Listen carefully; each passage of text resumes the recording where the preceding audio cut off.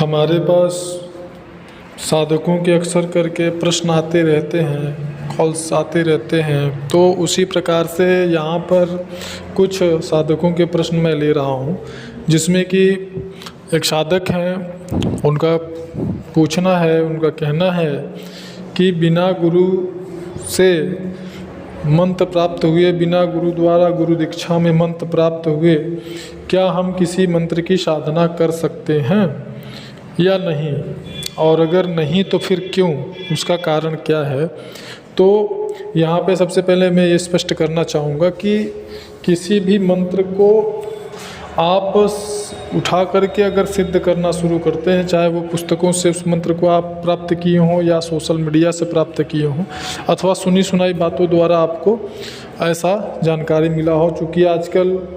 वर्तमान में आधुनिक दौर में लोग इन सब बातों पे बड़ा कम विश्वास करते हैं कि गुरु का मतलब क्या है, गुरु द्वारा मंत्र प्राप्त हो तो फिर उस मंत्र का महत्व क्या होता है। इन प्रकार की चीज़ों पे वर्तमान में बड़ा कम लोग जो है कि विश्वास करते हैं।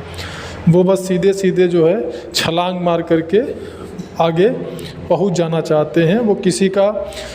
मार्गदर्शन लेना पसंद नहीं करते अथवा किसी के सामने झुकना पसंद नहीं करते, किसी को गुरु मानना पसंद नहीं करते हैं। उनको लगता है कि हम स्वयं में सक्षम हैं और सब हम कर लेंगे,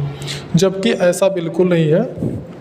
अब जहाँ तक बात होती है कि गुरु दीक्षा में प्राप्त हुए मंत्र में और बिना गुरु दीक्षा के कहीं से भी मंत्र उठाकर जाप करने में क्या फ़र्क होता है, तो यहाँ पे मैं बता दूँ कि अगर आपने किसी मंत्र को बिना गुरु दीक्षा में गुरुमुख से प्राप्त हुए बिना अगर किसी मंत्र को कहीं से भी आप उठा करके जाप करते हैं, तो ऐसी स्थिति में आपको बहुत बड़ा हानि हो सकता है, बहुत बड़ा नुकसान हो सकता है और बहुत बड़ी समस्याओं का सामना करना पड़ सकता है। क्या कि आप आधा पागल हो सकते हैं, मानसिक रूप से विक्षिप्त हो सकते हैं, या पूरा पागल हो सकते हैं, अथवा आपकी मृत्यु भी हो सकती है। ऐसे साधकों के वीडियोस अनुभव साधिकाओं के हमारे चैनल पर पड़े हुए हैं, आप देख सकते हैं। और उसका कारण क्या है? उसका कारण होता है कि जब ये जितने भी मंत्र होते हैं जो शास्त्रगत मंत्र हैं, उनमें बहुत ही ज़्यादा असीमित मात्रा में ऊर्जा होती है। जैसे कि आप एक छोटा सा उदाहरण दें तो परमाणु बम मान लीजिए आप, अगर परमाणु बम आपके हाथ में है और आपको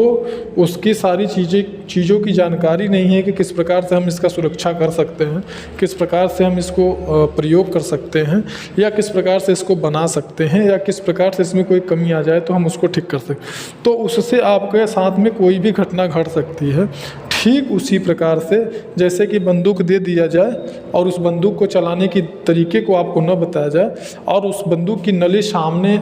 निशाने पे ना करके आप उल्टा उस नली को अपनी तरफ करके और उसका घोड़ा दबा दें, तो उससे तो आप ही की जीवन लीला समाप्त हो जाएगी। ठीक इसी प्रकार से जो मंत्र होता है उसमें असीमित मात्रा में ऊर्जा होती है, और जो गुरु होता है, जब गुरु परंपरा से आपको वो मंत्र प्राप्त होता है तो गुरु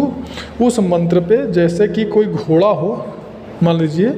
तो उसका जो लगाम होता है वह लगाम के संकेत से वह घोड़ा संबंधित दिशा में चालक के अनुसार चलता है। चालक जिस अनुसार चाहता है वह लगाम को उस दिशा में संकेत करता है, खींचता है और घोड़ा उसी दिशा में चलता है। ठीक इसी प्रकार से जो मंत्र होता है, मंत्र में गुरु के संकल्प शक्ति, गुरु का जो संकल्प शक्ति होता है वह जुड़ा होता है। तो जब वह गुरु मुख से वह मंत्र आपको प्राप्त होता है तो फिर आप उस मंत्र का जाप करते हैं, तो उससे गुरु के संकल्प को लगे होने के कारण वो मंत्र आपके कल्याण के दिशा में ही कार्य करता है और आपका कल्याण होता है।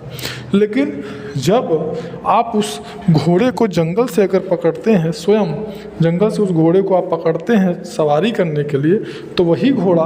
आपका हाथ पैर भी तोड़ सकता है अथवा ज़्यादा दुर्घटना घटने में आपकी मृत्यु भी हो सकती है। क्यों? क्योंकि वो घोड़े के ऊपर ना तो लगाम लगाया गया है और ना ही उसको चलाने के लायक अभ्यस्त, उसको अभ्यास भी नहीं कराया गया है कि सवारी को बैठा करके उसके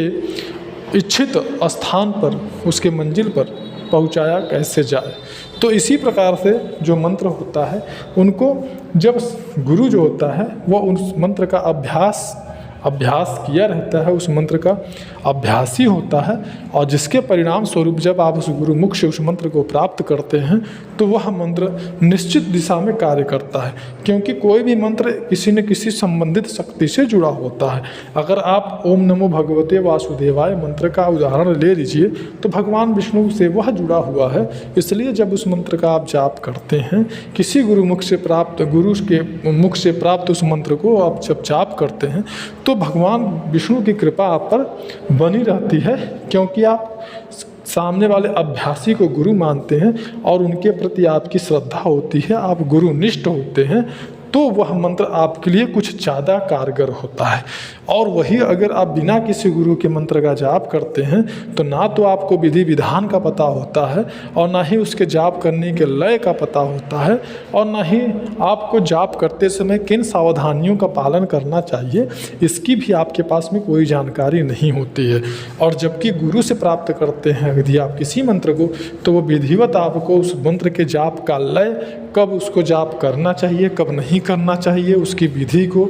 उसके विधान को सब आपको बताता है और साथ ही गुरु निष्ठ होने की आपको शिक्षा देता है, तब जाकर के वह मंत्र आपका कल्याण करता है। तो इसलिए कभी भी बिना गुरु के प्राप्त मंत्र को कहीं से भी उठाकर जाप नहीं करना चाहिए। धन्यवाद।